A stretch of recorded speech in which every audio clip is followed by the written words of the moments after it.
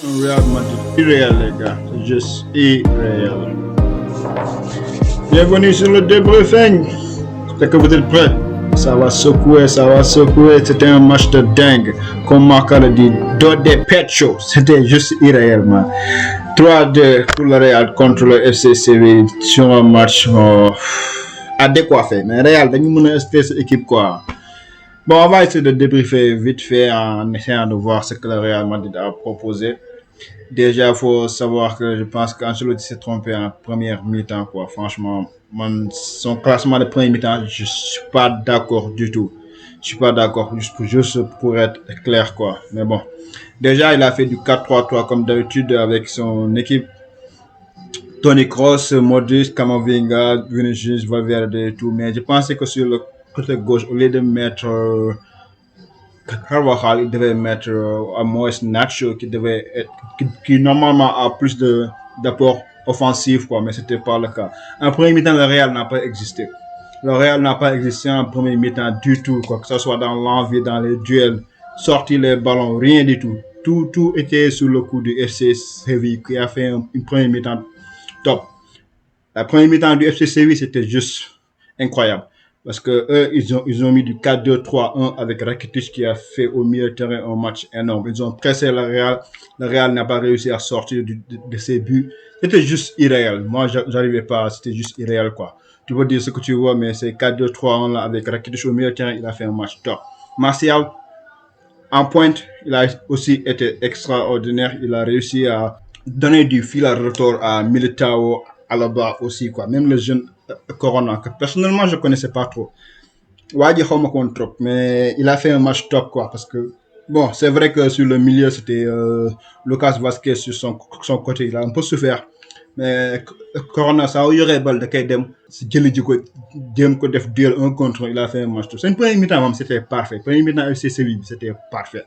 Donc, moi, je comprends pas ce qui s'est passé en deuxième mi-temps. Ils ont carrément loupé, arrêté de jouer, ils sont restés bas dans leurs 30 derniers mètres. Ils ont arrêté de jouer complètement après la pause, quoi, alors qu'ils menaient déjà 2 buts à 0, quoi. C'était incompréhensible. Parce que juste avant la pause, il y avait qu'une seule équipe, c'était le FC Séville, quoi.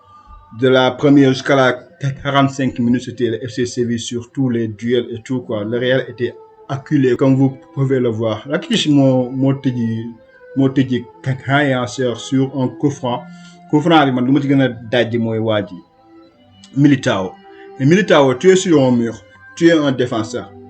Soit nga taxaw sur place, mais doo tëb naa da ngay jéem avance wala xamoon nu mu jéem a nekk di waŋñeetu ba bal bi jaar ci diggante ñaari défenseur quoi. Mais lii à ce niveau là c'est pas normal, quoi. Mënoo nekk défenseur am coup franc presque à 20 mètres am nga benn zone bu sëgg ci ginnaaw, mais booy tëbal verticalement, quoi, jarul tëb di avance di bàyyi espace, quoi. Après mi nekk fii di casse, quoi. Rakitic bu amee coup franc yi Courtois mënu ci dara. Xoolal Courtois mënu ci dara, xoolal lu mu doon xool kerse rek la ci mën. Teg lii xoolal Militao moo tijjeeku ci miir bi la bal bi jaar, c'était carrément da ngay waaru, quoi. Ça c'était une erreur de Militao, quoi. Après mu nekk fi di jéem a kaas am lu muy jéem wax fi amul lu mu fi nekk di kaas. Ce coup franc bi ci biir miir bi la jaar daf amul lu muy kaas. C'était juste un but tout à fait normal. Real mënu ci dara, quoi. Donc amul sax lu ñuy nag di dem te Militao mën na kaas mais bii moom c'est son erreur, quoi. 25e minute, ouverture du score, c'était à la 21e minute.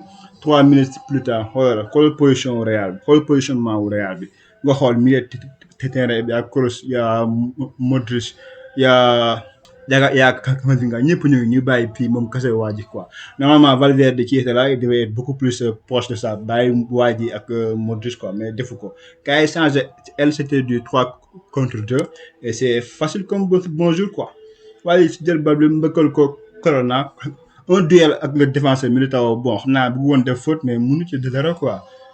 Courtois jëm na def lu mu def, mais là le but vide, Lamela moo ñëw, plat du pays sécurité, 2 buts à 0 pour. Maintenant FC Séville, il dominait tous les duels ñoom ñoo ko dominé, donc fii y avait rien à faire. Carlo Ancelotti bu ñu mënee Real 2-0, c'est de ta faute. C'est de ta faute. Lii 2-0 premier mi-temps moom. match bi premier mi-temps bi disposition tactique, xaw ma yan consigne nga joxe say joueurs, mais tu as fait une erreur quoi. am na raison pour laquelle deuxième mi-temps mu rectifier tir bi changé dugal Rodrigo. Camavinga waroon na jël rouge bi ak match bii nii ci premier mi-temps bi Martial fël na fa benn fël mu waroon dem mu tacle ko arbitre bi ne joué amul te loolu carrément minimum carton jaune la bu newul direct carton rouge. On a de la chance parce que fii nii soit 2-0 la ak rouge mais bof champion des fois on a de la baraka. Real daa amoon chance ci match ci premier mi-temps mu yem fa 2-0 11 contre 11 moo tax deuxième mi-temps bi teg Carlo def ay changement dugal booy Rodrigo ci aile bi wàccee Valverde ci milieu terrain bi loolu moo commencé changer match bi. FC moi je comprends pas ñu taxaw seen camp bàyyi bal beeg Real bañ a nekk di défendre taxaw seen i camp rek quoi mais loolu bu ko bàyyi Real day ñëwaat parce que ils ont du talent en attaque. Il y a Vinicius xoolal passam bi mu taw naat Carvajal sa centre retrait booy Rodrigo premier poteau bon 2-1. Real est revenu dans le match parce que FC Séville moo leen bàyyi ñëwaat dans le match commencé dellu seen i camp. Voilà le résultat. Vinicius il a le talent pour faire ça. Carvajal passe mun na ko donc balle de retrait 2-1. À partir de là Séville pare na ci match bi le reste yëpp Real moo ko dominer ba fii nii am à la 88e minute aussi la même chose. Un corner mal dégagé Carvajal moo ko récupéré passe en retrait Nacho mi soogay dugg plat du pied boum 2-2 81 Real dafa dominer deuxième mi-temps Real moo ko dominer ni Séville amee premier mi-temps deuxième mi-temps FC Real Madrid moo ko am donc bi méttiwul quoi ñëw la xeex la nangu ba te bal bi passe en retrait 2 buts partout quoi. Real tal dugal na fa beneen troisième bi dugal na fa beneen troisième bi Vinicius moo ko teg dënn keneen dafa la loxo bal bi ci épaule bi moom la dal VAR bi wax ba sonn mais ñu ne faute la mais loolu du faute loolu bii la woon mais booba tey moo tax ñu am 7 minutes temps additionnel loolu ci coow ji mais comme celui moom bàyyi woon na jouer Real di ko di insister rek fii c'est une combinaison à 3 entre Benzema Vinicius Rodrigo jeex na le reste c'est de l'histoire bàyyi ngeen tëllu ko. waaw check passe jeex na Rodrigo mu duggee moom ak sa vitesse Benzema teg jekkalaat non Benzema mu ngi jaay Benze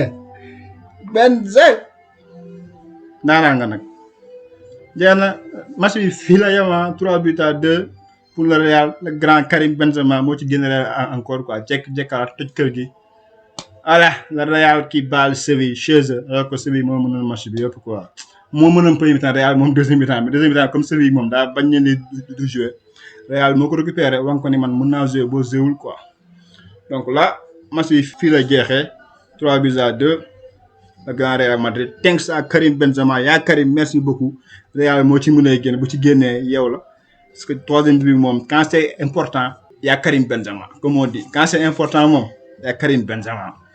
Mais en termes de chiffres, Real moo dominé parce que c'est bizarre mais deuxième mi-temps bi Real a trop dominé 59 position tir 4 6 Séville moom 2 tirs cadrés la muy di ko 2 buts yooyu le reste yëpp pare na ci match bi Real moo gagné pratiquement en termes de duel gagné deuxième mi-temps bi parce que premier mi-temps moom on a beaucoup souffert quoi.